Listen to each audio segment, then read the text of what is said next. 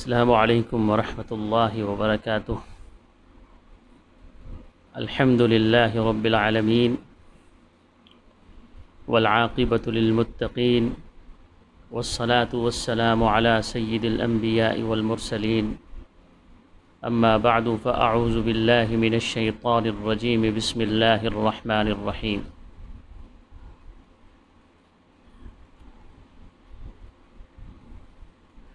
عزیزان گرامی اور میرے ذی قدر بھائیوں اور دوستوں،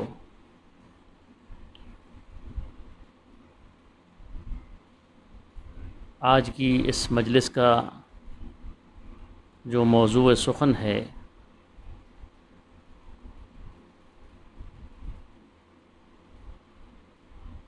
وہ انسان کی تخلیق میں رونما ہونے والی تبدیلیوں پر ہے۔ ویسے تو پورا کا پورا عالم ہر لمحے بدل رہا ہے، حالت تغیر میں ہے۔ اسی وجہ سے اس کی یہی بدلتی حالت اس کے حادث ہونے کی دلیل بنتی ہے، اور علماء منطقیہ نے اسی وجہ سے اس عالم کے متعلق جو نظریہ قائم کیا، اس کی جو دلیل انہوں نے بنائی وہ یہی ہے۔ فرماتے ہیں العالم متغیر وکل متغیر حادث فالعالم حادث، کہ عالم سارے کا سارا تغیر پذیر ہے، اور جو چیز تغیر پذیر ہو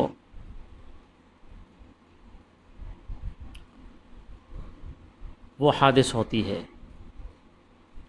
تو نتیجہ یہ ہے کہ عالم حادث ہے۔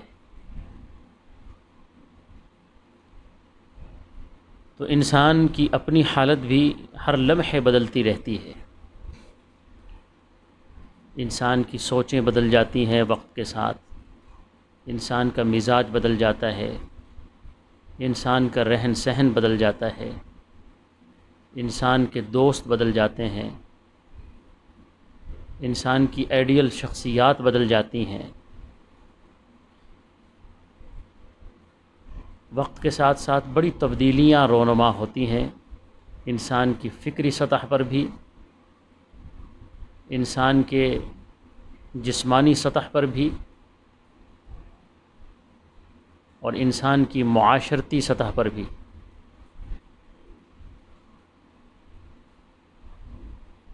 قرآن پاک کے اندر اللہ تبارک و تعالی نے انسان کی اس فکری جو تبدیلیاں ہیں، انسان کی جو سوچ کے اندر تبدیلیاں واقع ہوتی ہیں، اللہ پاک نے اس کو ایک آیت کے اندر سمو دیا ہے۔ یعنی 50 سالہ زندگی کا خلاصہ اللہ تبارک و تعالی نے ایک ہی آیت کے اندر بیان کر دیا۔ یہ قرآن کا اعجاز ہے کہ قرآن کی ایک آیت انسان کی پوری زندگی کا احاطہ کر لیتی ہے۔ کائنات کا کوئی بھی کلام ایسا نہیں جو اتنی جامع صفت کا حامل ہو۔ یہ اعجاز صرف قرآن کو حاصل ہے۔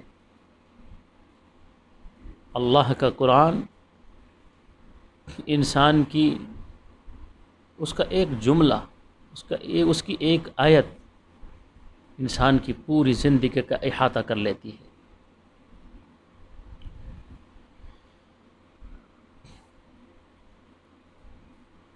تو اسی رونما ہونے والی تبدیلیوں پر آج گفتگو انشاءاللہ کرتے ہیں، اور اس کے پیچھے جو محرک شخصیت ہے وہ ہمارے حضرت ڈاکٹر صاحب پیر طریقت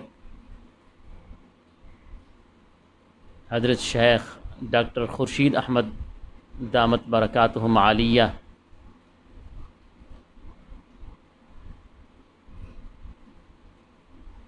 یہ ساری جو تحریک ہے، اس کے جو محرک ہیں، اس کی جو فکر ہے، وہ حضرت ڈاکٹر صاحب کی دی ہوئی ہے۔ مسلمان بچیوں اور مسلمان نوجوان، چونکہ آپ یورپ کے ملک امریکہ میں رہتے ہیں، وہاں مسلمان گھرانوں میں نوجوان نسل کی جو بگڑتی صورتحال ہے، اس پر حضرت بہت زیادہ فکر مند ہیں، اور ایک حقیقی اللہ والا پوری امت کی فکر اپنے دل میں لے کر گھومتا ہے۔ اس کی کڑھن اپنی ذات نہیں، پوری امت ہوتی ہے۔ اس کی نظر میں یہ تفریق بھی نہیں ہوتی کہ میں مسلم، یہ یہودی، فلاں عیسائی۔ اس کی نظر میں جو جامعیت ہوتی ہے وہ یہ ہے کہ یہ سب میرے اللہ کی مخلوق ہے۔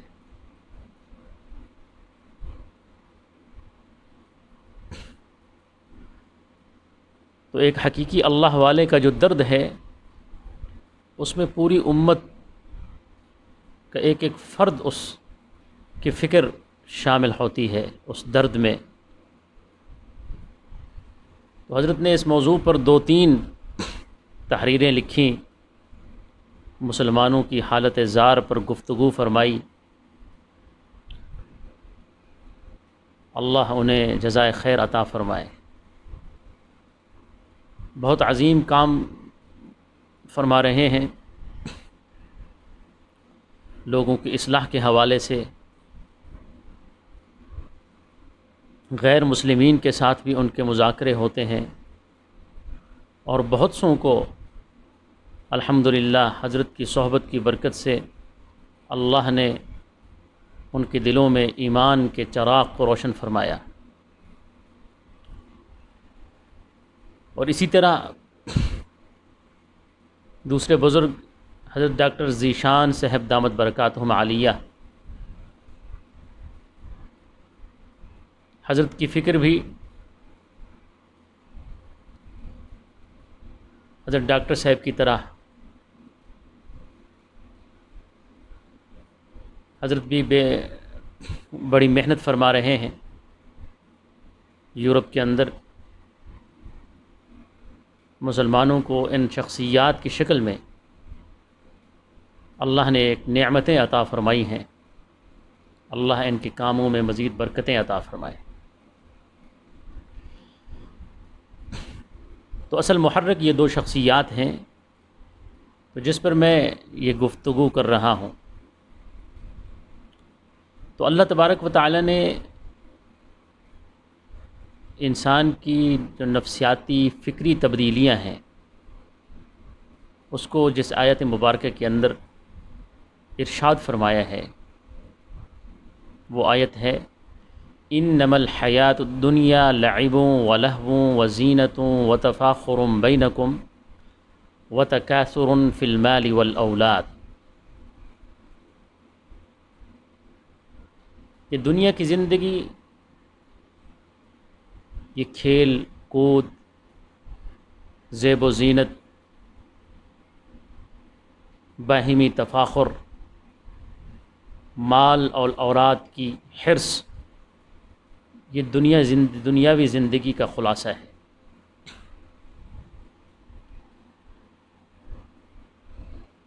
اس آیت کی اگر تفسیر میں جائیں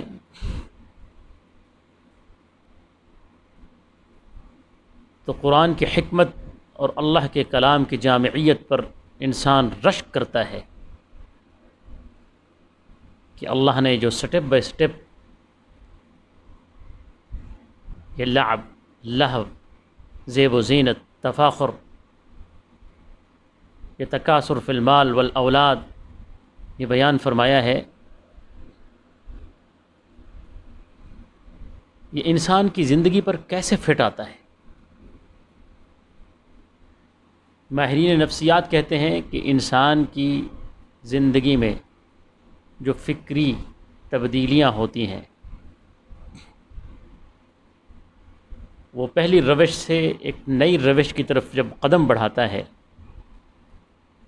عمومی طور پر یہ 5 سال کے بعد یہ فکری تبدیلیاں شروع ہوتی ہے، اور 7 سال کی عمر تک پہنچتے تک وہ ایک دوسرے مرحلے میں داخل ہوتا ہے۔ پھر 14 سال کے بعد تیسرے مرحلے میں داخل ہوتا ہے، 21 سال کے بعد چوتھے مرحلے میں داخل ہوتا ہے، اور پھر 28 سال کے بعد 5ویں مرحلے میں داخل ہوتا ہے۔ پھر اس کے بعد 36 سال کے بعد وہ آخری 5ویں مرحلے میں داخل ہوتا ہے۔ یعنی جب انسان بچہ ہوتا ہے تو یہ لعب کا زمانہ ہے، یعنی اس عمر کا بچہ خود کھیلنا چاہتا ہے، لعب کہتے ہیں خود کھیلنے کو، اس عمر کا بچہ خود کھیلنا چاہتا ہے۔ آپ اس عمر کے بچے کو کھیل دکھا نہیں سکتے۔ اس عمر کا بچہ چاہے گا میں خود کھیلوں۔ کرکٹ گراؤنڈ میں آپ لے جائیں گے، اس کی دلچسپی دیکھنے میں نہیں رہے گی۔ یہ پہلا مرحلہ ہے، لیکن 5 سال کے بعد اس کے اندر ایک تبدیلی رونما ہونے لگتی ہے، جو 7 سال کے بعد آ کے مکمل ہو جاتی ہے۔ وہ کھیلنے کے بعد کھیل دیکھنا بھی پسند کرتا ہے، پھر اس کی دیکھنے میں بھی دلچسپی بڑھ جاتی ہے۔ جب یہ 21 سال کا ہوتا ہے، اب 14 سال کا، پھر ایک تیسری تبدیلی آتی ہے، لعبوں و لہووں و زینہ، کہ یہاں آ کے بچہ زیب و زینت کی طرف راغب ہوتا ہے۔ اس سے پہلے بچوں کو اپنے لباس کا، اپنی زیب و زینت کا، اپنے بناؤ سنگھار کا کچھ پتہ نہیں ہوتا۔ وہ مٹی میں بھی کھیلتے ہیں، اچھل کود کرتے ہیں، وہ صفائی ستھرائی کی طرف خاص دلچسپی ان کی نہیں ہوتی۔ خوشبو لگانا، پرفیوم لگانا، منہ کو مختلف کریموں کا استعمال کرنا، کنگھا کرنا، یہ زیب و زینت کی جو نفسیات ہیں یہ 14 سال کے بعد پیدا ہو جاتی ہے۔ پھر اس کے بعد جب 21 سال میں پہنچتا ہے، پھر تفاخر کی نفسیات جاگ اٹھتی ہیں۔ یعنی یہاں آ کے پھر اسے یہ پتہ لگنا شروع ہو جاتا ہے کہ میں کون ہوں، کس قبیلے سے ہوں۔ اگر وہ کسی بڑے قبیلے سے ہے، کسی بڑے عہدیدار کا بیٹا ہے، کسی بڑے افسر کا وہ بچہ ہے، کسی بڑے پیر صاحب کا وہ بیٹا ہے، کسی بڑے مولانا صاحب کا وہ صاحبزادہ ہے، تو یہاں آ کے پھر اسے پتہ چلتا ہے کہ میں عام بچوں جیسا نہیں ہوں۔ پھر تفاخر اس کے اندر آنا شروع ہو جاتا ہے۔ سٹیٹس کا فرق جو ہے وہ کرنا شروع کر دیتا ہے۔ ماضی میں جتنی بھی دوستیاں اس کی مختلف لوگوں سے رہیں، اب وہ دوستیاں بدلنا شروع ہو جاتی ہیں۔ سٹیٹس کے اعتبار سے اس کی دوستیاں ہوتی ہیں۔ ماضی میں اس کے دوست غریب بھی تھے، اس کے دوست اس کے گھر کے ملازموں کے بچے بھی ہوا کرتے تھے، لیکن یہاں آ کے اس کا سٹیٹس بدل جاتا ہے، اس کی سوچ اور فکر میں یہ تبدیلی واقع ہوتی ہے کہ وہ اپنا پورا کا پورا حلقہ احباب مختلف کر لیتا ہے۔ تفاخر کی نفسیات جاگ اٹھتی ہیں۔ پھر اسے لگنے لگتا ہے کہ میں کوئی عام بچہ نہیں ہوں۔ جب یہ 28 سال تک پہنچتا ہے پھر اس کے بعد ایک نئی تبدیلی پیدا ہوتی ہے، وَتَكَاثُرٌ فِي الْمَالِ، یہاں پھر مال کی حرص جاگ اٹھتی ہے۔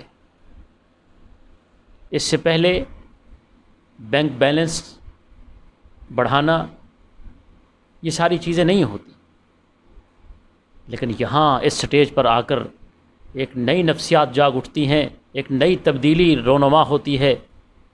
اب وہ پیسے جمع کرنا شروع کر دیتا ہے، بینک بیلنس بنانے کی فکر پڑ جاتی ہے۔ اب اس کی تگ و دو، اب اس کا زندگی کا جو مقصد ہے پھر وہ پیسہ بن جاتا ہے، پیسہ۔ پھر یہ تبدیلی 7 سال مزید بڑھتی ہے، پھر عمومی طور پر اس کے بعد شادی ہو جاتی ہے 36 سال 27 سال کے بعد 37 سال کے بعد، پھر ایک نئی نفسیات جاگ اٹھتی ہیں، پھر اولاد کی حرص پیدا ہو جاتی ہے۔ یہ انسان کی زندگی میں پیدا ہونے والی 5 تبدیلیوں کو اللہ نے ایک ہی آیت کے اندر ذکر فرما دیا۔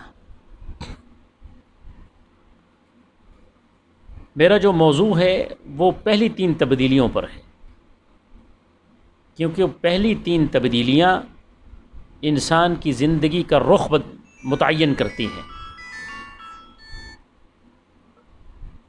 وہ 3 تبدیلیاں انسان کی فطرت بناتی ہیں، وہ 3 تبدیلیاں انسان کی نیک بختی اور بدبختی کو چنتی ہیں۔ ماں کیوں؟ اس کی وجہ یہ ہے کہ جب وہ پہلے مرحلے میں ہوتا ہے لعب میں، اس کی آئیڈیل شخصیت ماں ہوتی ہے،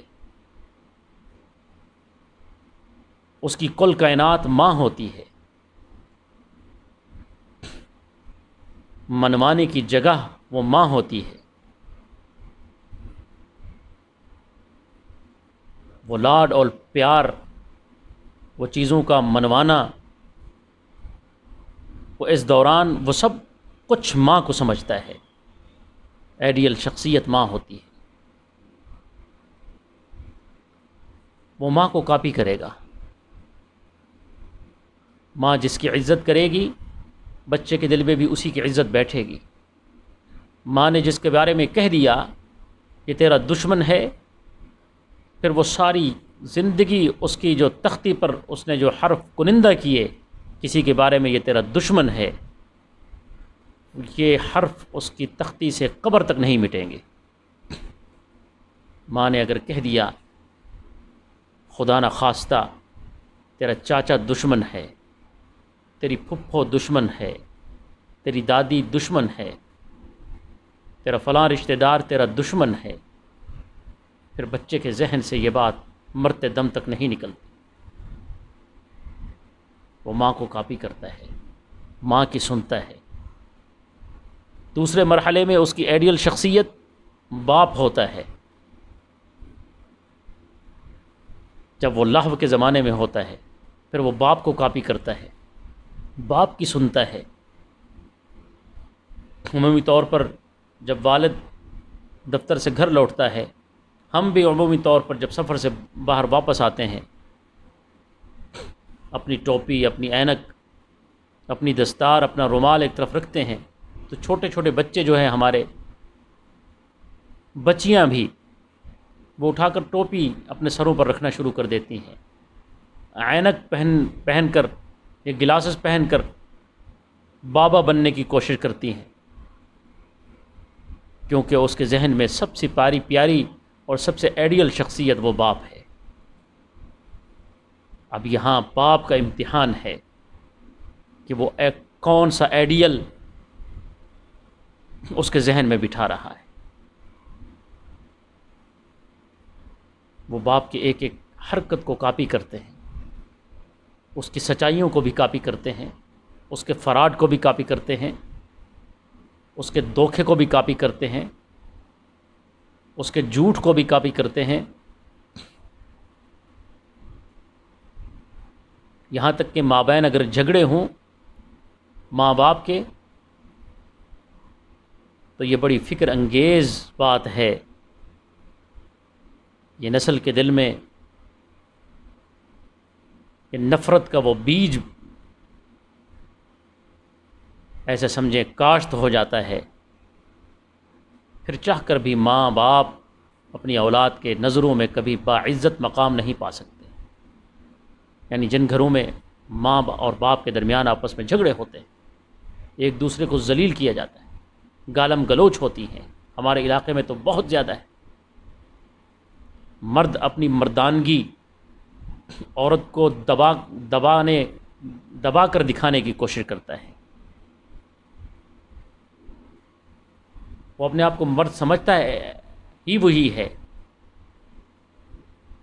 جس کے سامنے عورت کی گردن جھکی ہوئی ہو. بات بات پر جھگڑا، ماں اور بہن کی گالیاں، طلاق کی دھمکیاں، بے تحاشا مار پیٹ. جن گھرانوں میں یہ معمول ہوتا ہے وہ بچے نفسیاتی طور پر ڈسٹرب ہو جاتے ہیں. وہ ایک ضدی، بد دماغ، اکھڑ مزاج نسل تیار ہوتی ہے. وہ پھر جن کا بچپن سکون سے نہیں گزرتا، پھر وہ مستقبل میں بھی کسی کو سکون سے نہیں رہنے دیتے. پھر اس کے بعد تیسرا مرحلہ آتا ہے جب وہ زیب و زینت کے مرحلے میں داخل ہوتا ہے. اب پہلے مرحلے میں ماں کا امتحان تھا، دوسرے مرحلے میں باپ کا امتحان تھا، تیسرے مرحلے میں پھر دونوں کا امتحان. کیوں کہ اس مرحلے میں پہنچ کر بچہ نہ ماں کو کاپی کرتا ہے نہ باپ کو کاپی کرتا ہے، نہ اس کی آئیڈیل شخصیت ماں ہوتی ہے نہ اس کی آئیڈیل شخصیت باپ ہوتا ہے. اب یہاں وہ بچہ اپنا آئیڈیل باہر تلاش کرتا ہے.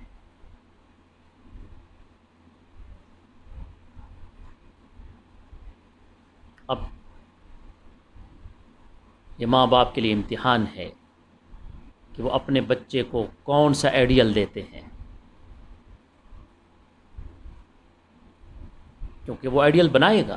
یہ اس کا فطری ایک جذبہ ہے اللہ نے جو ہر انسان کے اندر رکھا ہے. فطرت کے آگے مجبور ہے انسان. یہاں وہ آئیڈیل بنائے گا. اب یہ آئیڈیل ماں باپ نے دینا ہے. وہ کیسے دیں گے کہ اس عمر تک پہنچنے سے پہلے اپنے گھروں میں جس شخصیت کا تذکرہ سب سے زیادہ کریں گے، جس شخصیت سے اظہار محبت زیادہ ہوگا، جس شخصیت کے ساتھ ان کی عقیدت کا اظہار زیادہ ہوگا، جس کے تذکرے زیادہ ہوں گے، تو خود بخود کہنے کی ضرورت نہیں پڑے گی. بچہ جب اس مرحلے میں قدم رکھے گا اس کی آئیڈیل وہ بن چکی ہوگی. اگر آپ نے اپنے گھروں کے اندر تذکرے رسول اللہ کے کرنے شروع کر دیے تو خدا کی قسم اگر آپ کے بچے نے آئیڈیل حضرت محمد کو بنا لیا، پھر آپ لمبی چادر پہن کر سو جائیں سکون سے.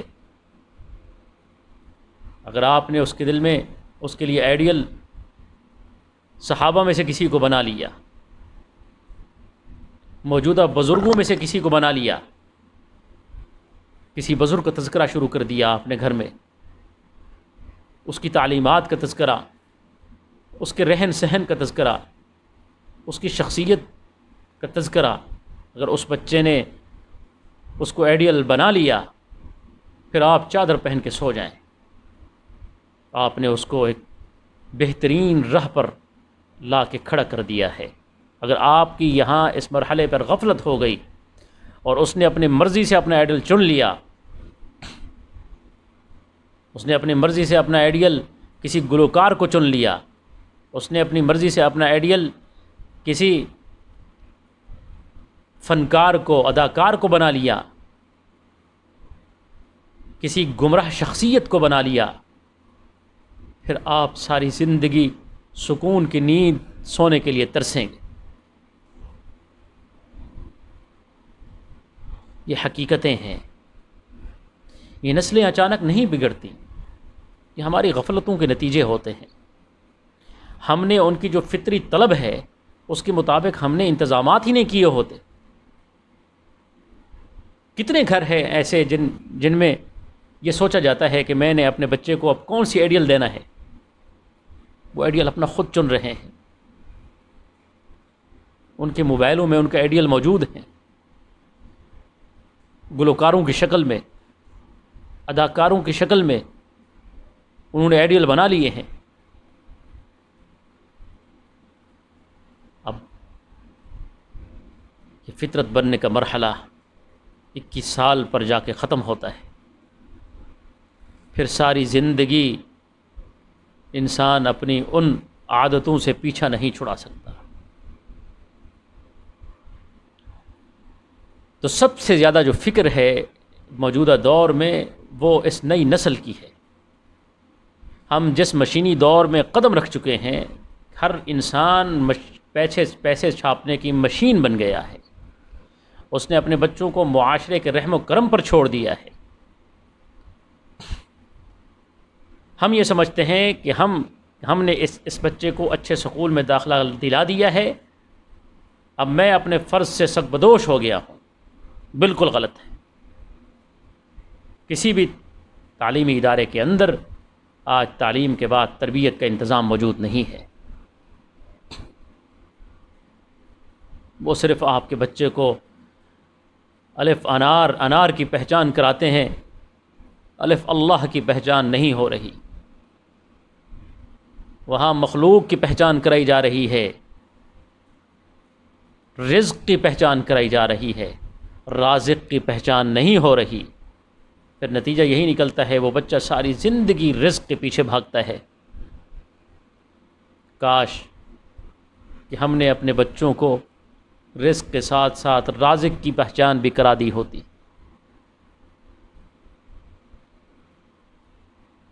تو اس لیے ہماری ساری فکر اب اس موجودہ نسل کے متعلق ہے. ہماری ذرا سی غفلت پھر ہم صدیاں اس کی سزا بھگتیں گے. جیسے کسی نے کہا لمحوں نے خطا کی، صدیوں نے سزا پائی. پھر اپنے آپ کو صدیوں تک سزا کے لیے تیار رکھیں. اگر آج آپ نے فکر کر لی، جتنے بھی میں نے چھوٹے موٹے پروگرام شروع کیے ہیں، اس میں یہی فکر پس پردہ یہی فکر ہے کہ یہ چیزیں ہمارے ہاتھوں میں ہیں، ہمارے بچوں کے ہاتھوں میں ہیں، ہمارے ہر گھر میں ہیں. تو اس کو ہم مثبت کاموں میں کیوں استعمال نہ کریں؟ اپنے بچوں کی رہنمائی کیوں نہ کریں؟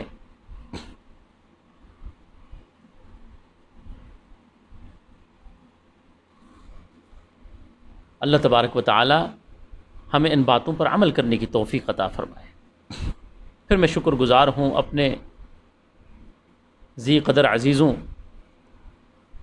اور مجھ سے علم و عمل کے اعتبار سے کئی گنا زیادہ ہیں حضرت ڈاکٹر پیر طریقت ڈاکٹر خورشید احمد صاحب اور پیر طریقت حضرت ذیشان صاحب دامت برکاتہم عالیہ. اللہ آپ کی کوششوں کو قبول فرمائے، آپ کے علم و عمل میں برکتیں عطا فرمائے. اور خصوصاً حضرت کا بچہ حضرت ڈاکٹر صاحب دامت برکاتہم عالیہ کا جو صاحبزادہ ہے، میرے خیال میں وہ آپ سب کے لیے نمونہ ہے کہ اس شیخ نے امریکہ کے ماحول میں رہ کر جس طرح اپنے بچے کی تربیت کی ہے وہ قابل رشک ہے، قابل تقلید ہے. اور ہم سب کے لیے اس طرز پر تربیت کرنے کا انہوں نے ایک نمونہ بنا دیا ہے. جس فکر کے ساتھ اس عمر میں وہ بچہ چل رہا ہے، اللہ اس کے مستقبل کو مزید روشن کرے. انشاءاللہ ہمارے جتنے بھی سلسلے ہیں وہ جاری رہیں گے آپ کی دعاؤں کے ساتھ. اور خصوصی طور پر اپنے لیے بھی میں آپ سے دعاؤں کی درخواست کرتا ہوں، اپنے بچوں کے لیے بھی، اور جو حضرات بھی جو تخلیقی کاموں میں ہیں، بھائی رضوان صاحب، خالد رضوان صاحب ہیں، رضوان خالد صاحب ہیں، چودھری صاحب،